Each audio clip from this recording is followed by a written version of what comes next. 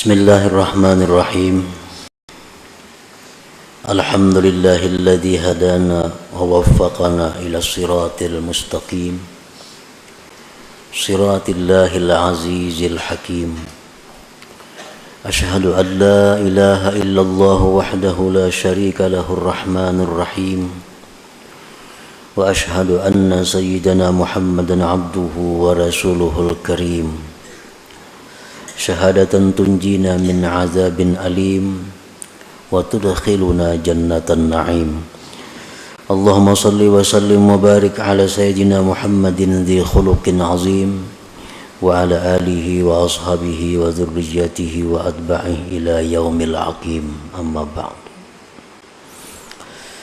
Yang kita hormati dan kita cintai para habaib dan para alim ulama, para muhibbin, hadirin, hadirat rahimakumullah.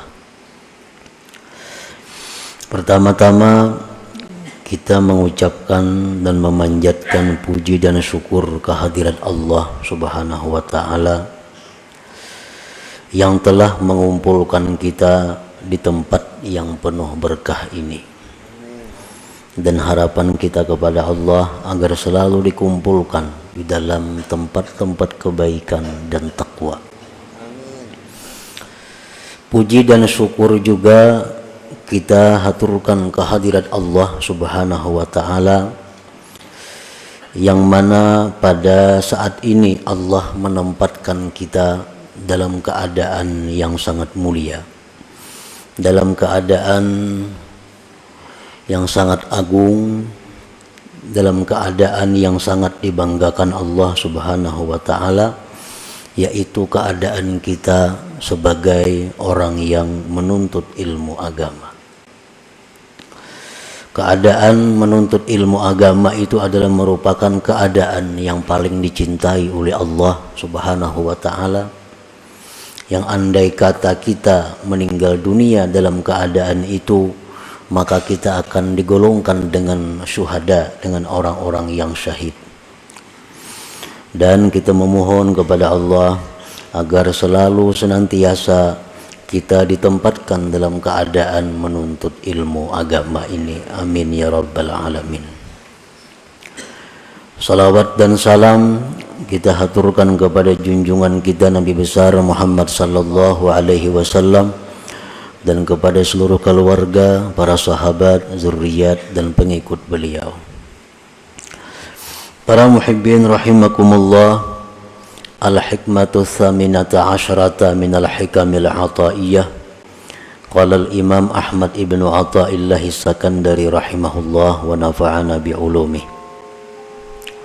Hikmah yang ke-18 dari al-hikam. Berkata al-imam Ahmad bin Athaillah Sakandari rahimahullah,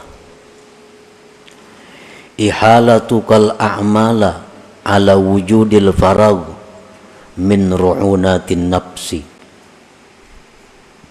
yang artinya menundanya engkau, melambatkannya engkau akan amalan-amalan atas adanya kelapangan, termasuk kebuduhan diri. Itulah artinya hikmah yang ke-18 ini. Penjelasannya adalah idza kana al-'abdu mutalabbisan bihalin min ahwalid dunya kat-tijarah wa nahwiha wa kana lahu fiha syughlun yamna'uhu min al-'amal bil a'malis shalihat wal wazaifid diniyah wa ahala dhalika al-'amal ala faraghi min tilkal ashghal wa qala idza tafarragtu 'amiltu dhalik fadhalika min hamaqati nafsi. Apabila adalah seorang hamba berkecimpung dengan keadaan dari keadaan duniawi, apabila seorang hamba bergelut dengan urusan-urusan duniawi, seperti perdagangan dan seumpamanya. Dan adalah bagi dia seorang hamba tadi pada keadaan tersebut kesibukan yang mencegah dia, yang menghalangi dia daripada beramal dengan amal-amal yang saleh dan tugas-tugas keagamaan. Dan dia menunda yang demikian amal itu atas kelapangannya dari yang demikian itu kesibukan-kesibukan. Dan dia berkata, apabila aku telah lapang, maka aku akan beramal saleh yang demikian itu.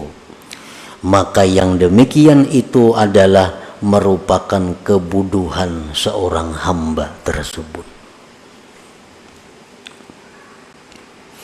Nah, ini manusia, ini hamba Allah, orang yang sangat sibuk dengan urusan-urusan yang sifatnya dunia.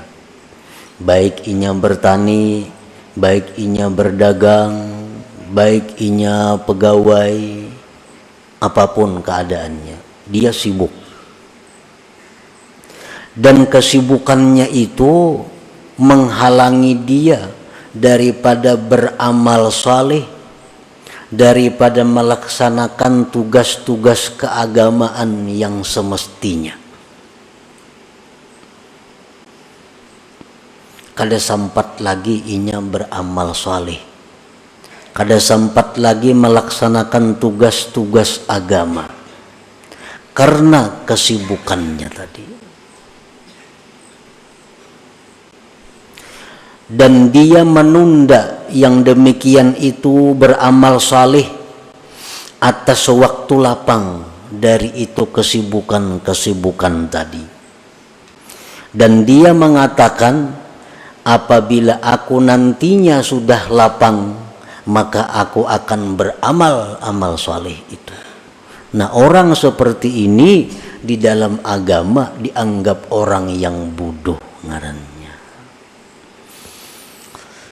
Para muhibbin rahimakumullah, tugas-tugas keagamaan, amal-amal saleh yang mesti dilakukan oleh orang yang berakal adalah perbuatan-perbuatan, bacaan-bacaan, tafakkur yang kita dituntut untuk melakukan itu. Nah, orang ini kada kaubar lagi tafakkur, kada sempat lagi menuntut ilmu, kada sempat lagi membaca wirid-wirid, kada sempat lagi membaca Quran sekian lembar sehari, kada sempat lagi berselawat sekian ratus, kada usah sekian ribu, kada sempat lagi silaturahmi karena banyaknya kesibukannya. Dan dia mengatakan, kaina aku mun sudah lapang bisa ain itu. Ini lagi sibuk, lagi banyak urusan. Nah, bila mana demikian halnya, kita ini dianggap bodoh. Nah, para muhibbin rahimakumullah, dalam sehari semalam ada waktu 24 jam. Nah, bagaimana orang yang berakal itu mengelola waktu 24 jam ini? Bagaimana mestinya orang yang punya akal bisa mengelola waktu 24 jam ini dengan baik, dengan yang diridai Allah? Di dalam Suhuf Ibrahim disebutkan, hendaknya waktu itu dibagi 4. Ada waktunya dalam 24 jam itu kita munajat kepada Allah, seperti sembahyang, membaca Al-Quran, berzikir, termasuk di dalamnya bersalawat. Nah, ada waktu dalam 24 jam untuk itu. Kemudian ada waktu dalam 24 jam itu dia muhasabah dirinya. Muhasabah dirinya. Muhasabah itu artinya adalah menghitung kembali. Sekarang sudah berapa umurku? Berapa banyak sudah waktu yang kuhabiskan untuk agama? Berapa banyak waktu kuhabiskan untuk dunia? Berapa banyak dosa yang diperbuat? Nah, dimuhasabah diri. Nah, dalam 24 jam sehari itu mestinya ada waktu untuk itu. Nah, yang ketiga, dalam 24 jam itu ada waktu untuk tafakkur, untuk berpikir. Berpikir apa? Berpikir tentang kejadian-kejadian alam semesta ini. Termasuk di dalamnya adalah menuntut ilmu.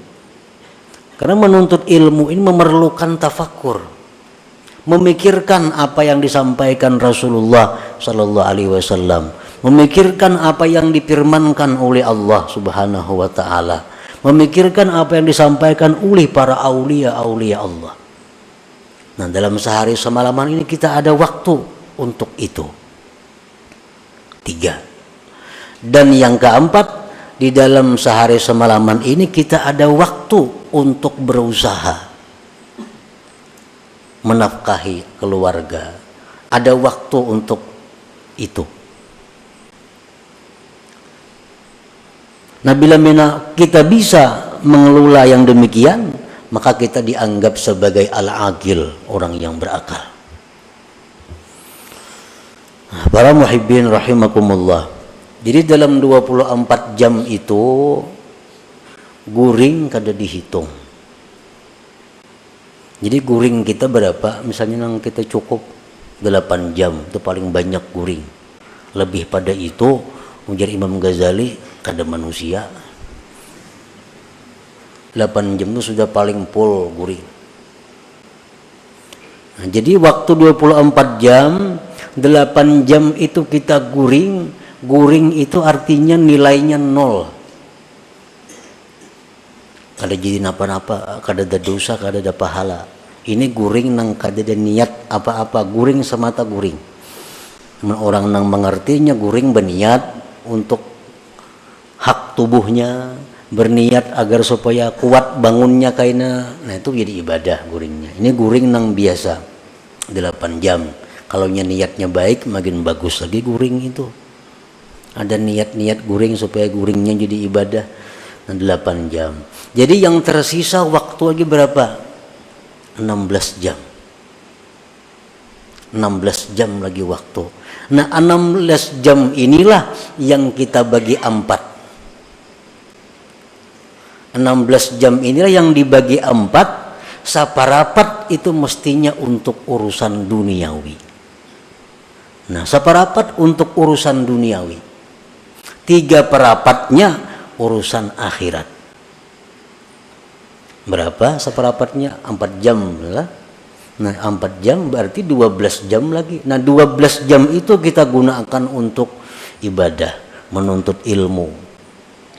12 jam itu kita gunakan lagi untuk sembahyang, untuk zikir, untuk membaca Quran, untuk silaturahmi, untuk kebaikan-kebaikan. Nah, demikianlah orang yang disebut akil, orang berakal. Bila mana kita banyak kesibukan-kesibukan urusan duniawi yang lebih menguasai waktu kita, lalu kita tunda untuk melaksanakan yang demikian tadi, kain aja kunang kayak itu kawa, wah ini kada kawa lagi. Mun 4 jamannya sehari berdagang kada kawa lagi. 4 jamannya lagi sehari kada kawa. Kayaknya dulu nih tuh, kayaknya ada aja saatnya nang bujur-bujur kayaknya aku ke akhirat beramal itu nang pol seharian, ada kayaknya saatnya menuah ini kada kawa. Nah, ini menunjukkan kita orang bungul ngarannya, kada orang pintar itu. Min hamakati nafsi, termasuk kebodohan diri. Kita berpikir macam itu. Nah, di mana seginya kebodohan kita, maka kita ini dipadahkan bodoh bila macam itu. Kaina aja ba'amalu ini kada kawan lah. Ini banyak, itu banyak lagi masalah. Kaina dulu bila kaina mulainya nang bujur-bujur. Nah, bila kayak itu kita dikatakan bodoh. Di mana bodohnya? Wa hamakatuhu min salasati aujuh. Bodohnya itu dari 3 sisi. Al-awwalu isaruhu dunya 'alal akhirah allati hiya marji'uhu wa watanuhu al-haqiqi wa dha'fu imanihi biqaulihi ta'ala wal akhiratu khairu wa abqa. Bodohnya itu yang pertama adalah dia mengutamakan dunia dari akhirat. Itu pertama. Waktu nang mustinya 4 jam untuk dunia, 12 jam untuk akhirat, dibaliknya 12 jam untuk dunia, cuma 4 jam untuk akhirat. Bisa kada sampai juga 4 jam. Nah, ini orang ngarannya mengutamakan dunia atas akhirat. Sedangkan akhirat itu tempat kembali dan tempat tinggal kita yang sebenarnya.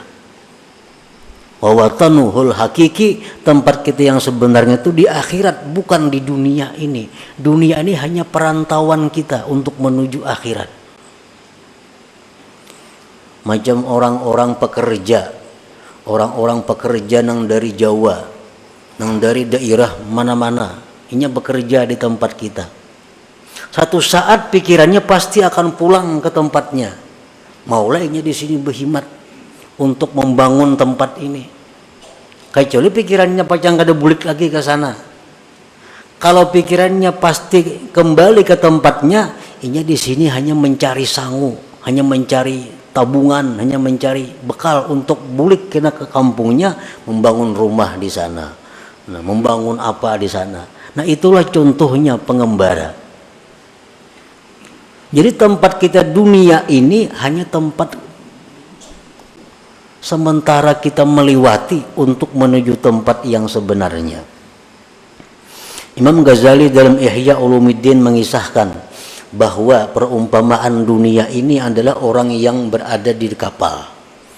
Nah, kapal di tengah laut. Begitu kapal ini berjalan dengan penumpang-penumpangnya, ujar kapten kapal, kita singgah satu mat di pulau. Nah, kita singgah satu mat di pulau ini untuk mencari bekal, untuk istirahat, untuk apa. Kayaknya kita berbuatan pulang ke kapal ini dan berangkat lagi. Turunan penumpang kapal di pulau. Nah, itulah dunia. Adalah orang kapal yang turun ke pulau itu berpikir bulah rumah di pulau. Kada ada. Kenapa? Karena ini pacang singgah satu mat saja. Adakah berpikir membuka perusahaan di pulau itu? Kada ada. Bila di pulau ini kena kunyuk, kapalnya berjalan, dimakan binatang buas. Ditinggalkan orang. Nah, itulah kehidupan dunia ini. Dan contoh-contoh membuktikan berapa manusia yang mati meninggalkan gedung. Berapa banyak manusia yang mati meninggalkan duit miliaran rupiah.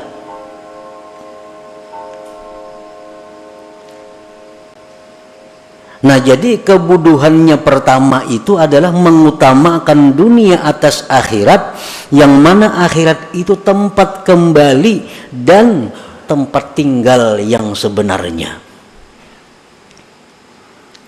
Dan kelemahan imannya dengan firman Tuhan, wal akhiratu khairun wa abqa, akhirat itu ujar Tuhan lebih baik dan lebih kekal daripada dunia.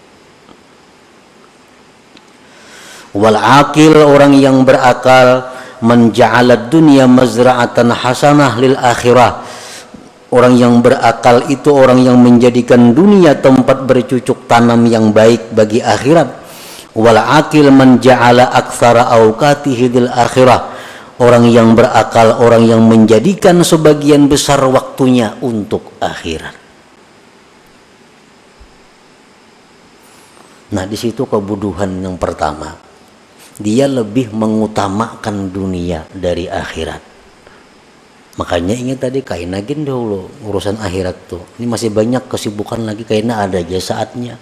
Nah, ini kebodohannya pertama berarti dia mengutamakan dunia atas akhirat. Asani yang kedua, kebodohannya itu taswifuhu bil amal ila waqtil farag wa qad la yajiduhu bal yakhtatifuhul maut qabla dzalik. Yang kedua kebodohannya itu adalah menunda kaina kepada waktu yang lapang, yang terkadang dia tidak sampai kepada waktu yang lapang itu dijemput oleh kematian.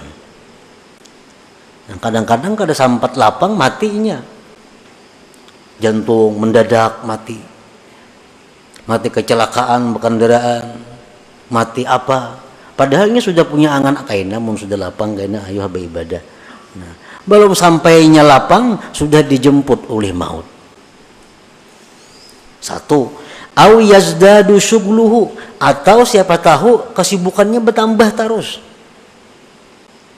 Kayaknya hanya bila lapang, kayaknya hanya bujur-bujur beribadah. Kenyataannya bertambah terus kesibukan nih, selalu bertambah. Tahulah kita kada tahu. Nah, akan datang bisa lebih sibuk pada hari ini kada tahu.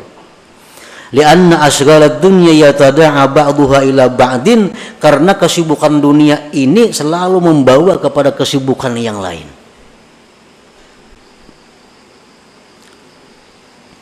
Aw ya'tariduhul marad wa la yastati'u bihil amal, atau di tengah jalan dia datang penyakit kada bisa lagi beramal. Kainagin beramal dulu. Stroke kawala lagi beramal. Kada kawal lagi. Berjalan kada kawal lagi nuntut ilmu. Stroke sudah di kursi roda ditunjol.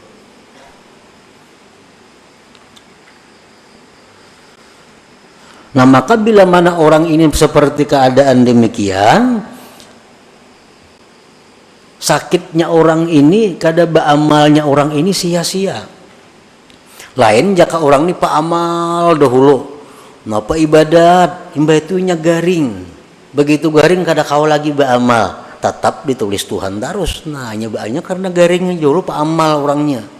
Amun dahulu kada pak amal, garing. Nah, kayaknya aku mensihat beramal ya Tuhan lawasnya ikam sihat kada beramal-amal.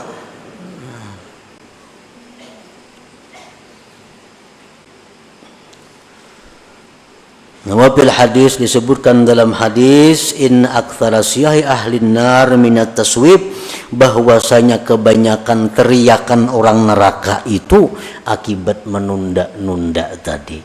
Yang terbanyak orang masuk neraka akibat menunda. Kaina aja dulu tobat, masih tanggung lagi nama ala-alang, gawian nih malah alang. Kaina aja dulu ini masih awur lagi sibuk. Kebanyakan orang neraka itu akibat taswib. Inna aktsara syahi ahlin nar minat taswib. Nah, dua sudah kebodohannya. Asalis yang ketiga kebodohannya itu qad yafrugu minal asghal wa qad da'ufat niyatuhu wa himmatuhu li sababin minal asbab. Bisa-bisanya waktu nang jaranya bila lapang kena beramal. Ada waktu lapang. Siapa tahu niatnya sudah lemah. Nah, himmahnya sudah lemah. Banyaknya orang nang lapang kada beramal. Banyak.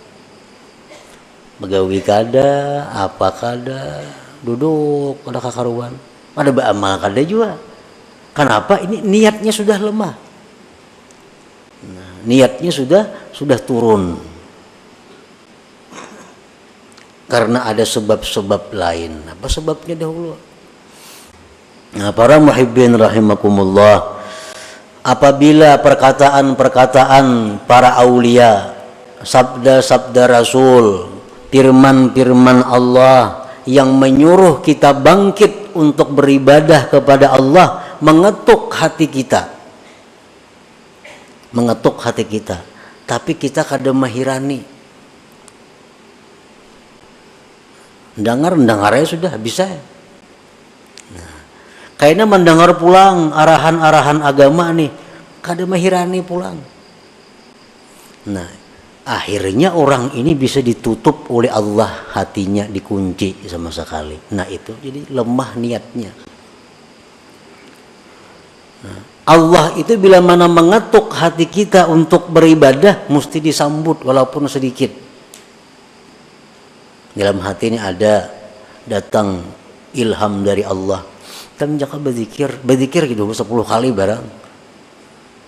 Bila itu kada dihiraukan, kayaknya kada datang lagi ilham-ilham seperti itu. Ada kita mendengar apa hadis Nabi masuk ke dalam hati kita, bahwa membaca salawat itu baik. Nah, itu ngarannya ilham Allah kepada hati kita. Salawat itu baik.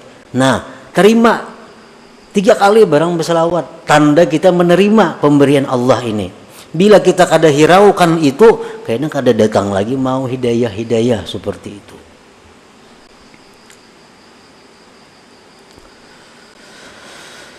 Nah, jadi 3 macam itulah dianggap bodoh tadinya. Orang menunda-nunda amal itu karena 3 macam tadi dianggap bodoh. 1, mengutamakan dunia daripada akhirat, padahal Tuhan sudah jelas mengatakan akhirat lebih baik. Yang kedua, menunda-nunda amal itu padahal kada tahu barangkali kita mati sebelumnya, barangkali garing, barangkali kada ada lagi waktunya. Yang ketiga, barangkali kaina tu lemah niatnya. Minan nas man razaqahumullah malan wa sihhatan fa in ammaruhuma bi ta'ati maulahum faqad syakaru wa rabihu ribhan azima. Setengah manusia orang yang diberikan Allah harta dan kesehatan, jika dia gunakan keduanya itu dengan taat kepada Tuhan, maka dia mensyukuri dan beruntung yang besar. Orang diberi Tuhan sudah kesehatan, diberi Tuhan harta banyak, digunakannya kesehatannya untuk taat kepada Allah, harta digunakannya untuk taat kepada Allah. Orang ini beruntung yang besar dan tergolong orang yang bersyukur. Wa in dayya'uhuma bi an syaghalu bi jam'il mal wat takasur wat talazzuz bis syahawat faqad khasiru khusranan 'azima wa kafaru bi hatainin ni'matain wa huwa min alamatil khidlan. Apabila dia menyia-nyiakan umur, sihat dan harta. Ini beri Tuhan harta, diberi Tuhan sihat, tapi disia-siakannya. Dia sibuk dengan jam'il mal wat takasur, dia sibuk dengan mengumpulkan harta dan berbanyak-banyak harta dan bersenang-senang dengan syahwatnya. Maka orang ini mendapat kerugian yang besar dan dia kufur dengan nikmat sihat dan nikmat harta itu, dan itu merupakan tanda kehinaan seseorang. Nah, tanda kehinaannya artinya bakal jadi penghuni api neraka maksudnya. Nah, kita ini selama ini sihat saja awak, rajaki murah aja, tapi waktu kita banyak untuk urusan-urusan yang selain taat kepada Allah. Nah, itu alamat kehinaan kita, alamat kesusahan yang panjang bakal kita hadapi di akhirat. Tandanya itu. Nah, para muhibbin rahimakumullah, ada yang mengatakan bahwa mencari yang halal itu kan ibadah, menafkahi anak istri itu ibadah, dan itu adalah benar. Aku hari ini mau kada dagang di rumah, kada beberes, anak kada berduit, jadi hari ini aku turun berusaha. Hari ini turun berusaha, seapa hasilnya untuk nafkah keluarga. Nah, ini nang ibadah, ini nang bila mati fisabilillah. Orang ini di rumah kada ada lagi bekalnya, baras kada ada di rumah, duit kada ada, turun berusaha memberi makani anak bini. Anak kada turun di rumah kada bisa apa-apa, turun berusaha ini mencari nang halal. Nah ini nang halal ibadah. Bila mati sabilillah. Ini nang alasan nang tepat. Kalau kita banyak berisi harta, duit banyak berisi di rumah, beras begudang di rumah, turun berusaha mencari nang halal, menafkahi anak bini itu kada cucuk alasan itu. Bagaimana setahun kada habis gudang itu dimakan. Nah itu kalau masih bercari artinya tujuannya takasur. Takasur itu apa? Memperbanyak harta, dan itu dikutuk oleh Tuhan. Alhaakumut takasur dalam Quran tuh. Nah, jadi orang bercari ini, mencari harta ini kalau tujuannya menafkahi bini, anak, keluarga, itu fisabilillah. Kalau tujuannya takasur, banyak-banyak mengumpulkan, nah itu nang dicela. Nah, kesibukan-kesibukan itu yang mengurangi, kesibukan-kesibukan itu yang menghabiskan waktunya untuk ibadah. Nah, para muhibbin rahimakumullah. Jadi itulah sebagian yang dimaksud daripada hikmah yang ke-18 daripada hikam ataiyah ini.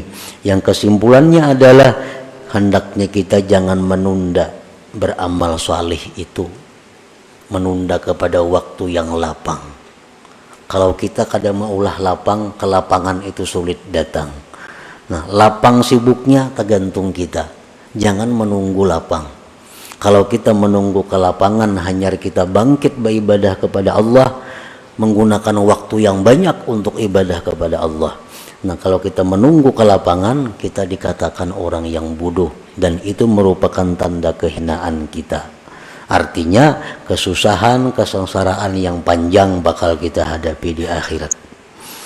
Nah, para muhibbin rahimakumullah, mudah-mudahan kita diberi Allah hidayah dan taufik agar dapat mengamalkan ilmu yang diberikan Allah kepada kita ini. Ila hadratin Nabi sallallahu alaihi wasallam. Al-Fatihah.